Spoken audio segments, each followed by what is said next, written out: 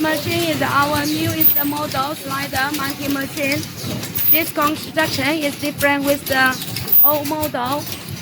Now this machine can mount the slider with different fancy puller. The big one, long one, hooker model or flat model. Any slider can, the puller, fancy puller can pass this machine very smooth. These are the catches, Okay, customer is very happy for this machine. I asked him how many pieces come out per hour. He said he didn't check it, but it runs very well.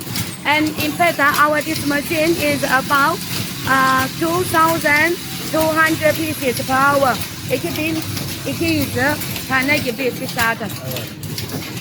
It's more slowly than the old model. The old model is about 3,600 pieces per hour. SK model da chapu. Ama şimdi bu o kadar chapu değil.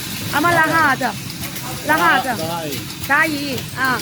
Literally, customer say this one is better than old model because it operation is very simple. Don't need to change the mold frequently.